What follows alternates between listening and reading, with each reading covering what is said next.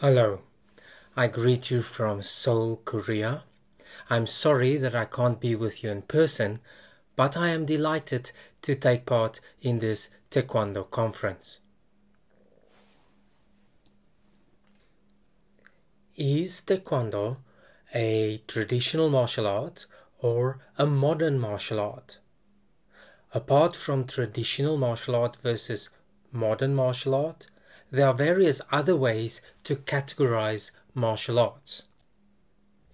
For instance, a technical approach may differentiate between striking arts, grappling arts, weapon arts, and unarmed martial arts.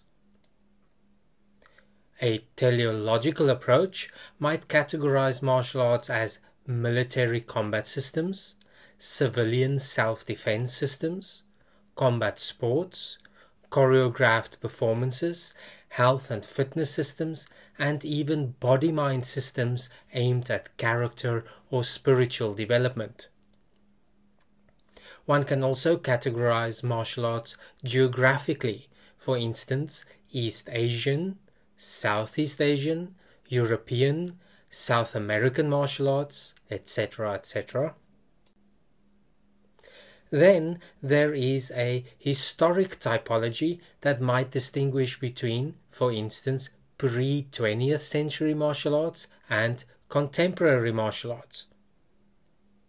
In this presentation, I will use such a historical typology, and I will apply a Hegelian dialectic influenced by Ken Wilber's notion of the pre-trans fallacy. Put simply, in this presentation I will answer the question whether Taekwondo should be understood as a pre-modern, in other words a traditional martial art on the one hand, or a modern martial art such as a combat sport on the other hand. I will conclude my paper by arguing that both these categories are limiting, and that Taekwondo should in fact aim to transcend these categories to become a transmodern martial art. What are pre-modern martial arts? Pre-modern martial arts, specifically within the East Asian martial arts context, are those martial arts that we usually group under the heading of traditional martial arts. Furthermore, these martial arts often have an exceptionally long historical claim with a legendary origin and mythical founder. For instance, according to legend, the Chinese martial art Taiji Chuan was founded around 900 years ago by the Taoist monk Zhang Sangfeng.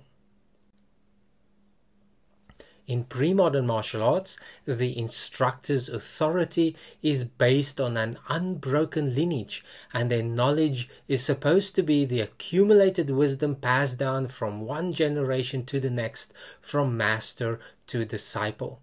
Such martial arts claim to possess obscure knowledge such as secret techniques, maybe even secret manuals, that are passed down from the previous generation to only the most deserving disciples. The martial art forms are often believed to contain hidden or secret applications that are only known or understood by the initiated. Thus, pre-modern martial arts may be defined as esoteric. The curricula of these martial arts often are not very structured. Generally, there are no clear ranks such as grades or belts. Rank distinction is very rudimentary. There is the master and his or her disciples, and the students' seniority are based on their length of study and loyalty. In the most traditional systems, before a master dies, he would appoint his successor, usually the most loyal and longest studying student, who, it is believed, have learned everything the master knows, including the system's secret knowledge. Pre-modern martial arts also often tend to be tribal, believing their system is the best and other systems are weaker since they do not share the same secret knowledge. not surprisingly, there tends to be a distrust of outsiders. Often, the theories of power in these pre-modern martial arts are based on an animistic worldview, such as Taoism in China or Shintoism in Japan. Animism refers to a belief that everything, from stones to rivers to people, is permeated or animated with a life force or spiritual energy. In East Asia, this life force is known as Qi in Chinese or Gi and Ki in Korean and Japanese. It is believed that humans can cultivate Qi through certain training such as Qigong or Doinsul. By cultivating and manipulating Qi, the practitioner can improve their own health and increase their physical strength. Qi cultivation training often involves meditation and/or breathing exercises, particular poses and pose sequences known as forms or patterns. Furthermore, if one knows the secrets of harnessing Qi, one can acquire supernaturally powerful martial art techniques. Moreover, techniques are often inspired by phenomena in the natural world, such as natural cycles and animal-inspired movements. Referring again to Tai Chi Chuan as an example, according to myth, Zhang Sangfeng created the first Tai Chi Chuan techniques after observing a fight between a snake and a bird. Pre-modern martial arts are also known to include other quasi-religious teachings. The martial arts is often used as an ascetic discipline for spiritual development. Thus, the martial art is viewed holistically. It is not just about learning how to fight, but also a means to better health, moral growth, and spiritual enlightenment. The student is an apprentice and disciple, and the instructor is a skilled artisan and guru. Let's move on to modern martial arts.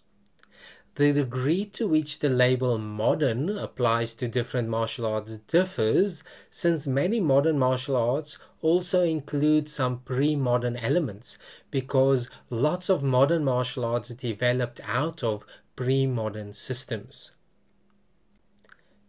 Generally, we can define modern martial arts as those that developed during the 20th century and culminating in mixed martial arts in the 21st century. Likely the earliest modern East Asian martial art was Judo, which was created by Jigoro Kano in 1882.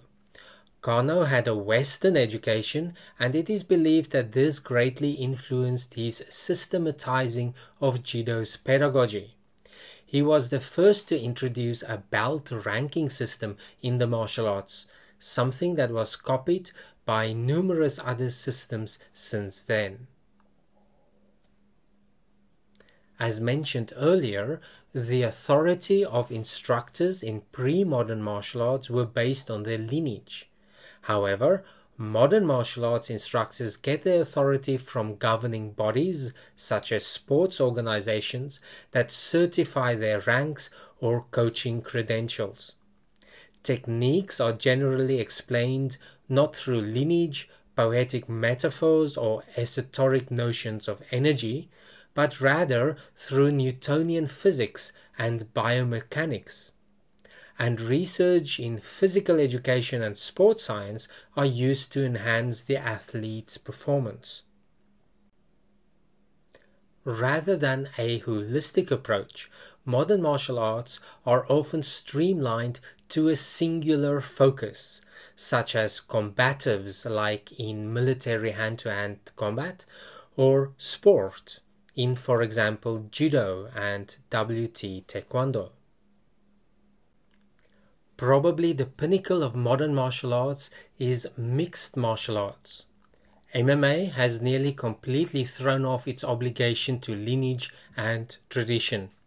Techniques are aggregated from many different martial arts based purely on their efficiency within the MMA rule set, most notably at the UFC. There is no ascetic goal or focus on spiritual growth or of character development. Instead, the focus is simply to become a better fighter, in other words, a top athlete. Modern martial arts tend to reject and look down on pre-modern martial arts, viewing them as fake or ineffective, outdated, and superstitious. So, is Taekwondo a pre-modern martial art or a modern martial art? Taekwondo developed in the 20th century. It was built on a foundation inherited mostly from Shotokan karate, which in turn came out of pre-modern martial arts. Even since the earliest years of Taekwondo's development, textbooks described its power generation by means of Newtonian physics, with almost no reference to Qi. Even the language has been demystified. Nearly all terminology has been stripped of their poetic and metaphorical nuance. There are no techniques with names like white crane spreads its wings, or snake creeps through the grass, or monkey steals speech. Instead, techniques are conspicuously descriptive: front punch, side kick, low block, back kick, joint break. There is no secret knowledge in Taekwondo that are only available to grandmasters. At the technical level, Taekwondo instructors are simply coaches that help the practitioner achieve their athletic goals. As such, it is clear that Taekwondo is a modern martial art. However, occasionally we can find some pre-modern aspects within Taekwondo. For example, the notion that Taekwondo has a 2,000-year Korean history is still propagated by some members of World Taekwondo and the Kukkiwon.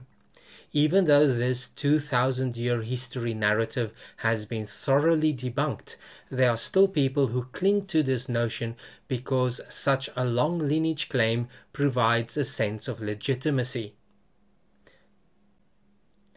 A further example of pre-rational martial arts thinking you may have come across are those people who search for secret applications from the Pumse. Sometimes the applications are ridiculously contrived, but they are presented as hidden discoveries. Modern martial artists often fall into this pitfall because they want to explain the inclusion of the Pumse within the system in a rational way. They want to legitimize the training of Pumse since it is so obvious that they are unnatural and do not reflect actual combat.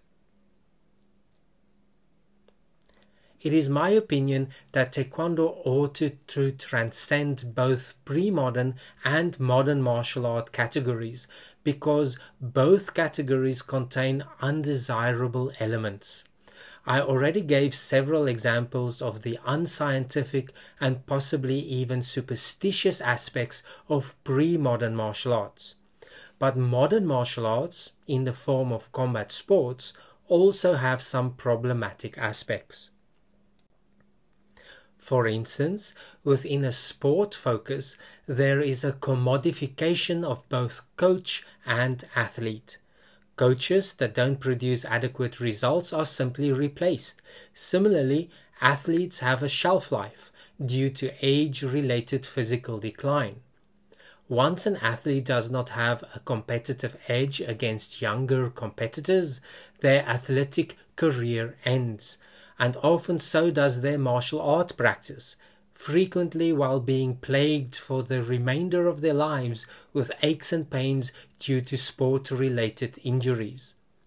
This is in contrast to pre-modern or traditional martial arts, where the martial art practice is considered a lifelong discipline, and instructors are respected into old age. Likewise, the myopic focus in combat sports is limiting the value of martial arts as a vehicle for improving one's life at various levels. Within a combat sport, the only goal is winning medals. Once this is not possible anymore, the athlete retires. This is different from the holistic focus of pre-modern martial arts, which may have many other goals such as health and well-being and character development. I do not argue that Taekwondo should regress to a pre-modern martial art. Rather, Taekwondo should transcend both pre-modern and modern martial art categories. In other words, Taekwondo should incorporate the best elements and practices from both pre-modern and modern martial arts based on the latest scientific findings to ensure healthy, lifelong practitioners who continue to grow in various aspects of their lives and enjoy Taekwondo into old age. I look forward to meeting you all in person next time. Thank you.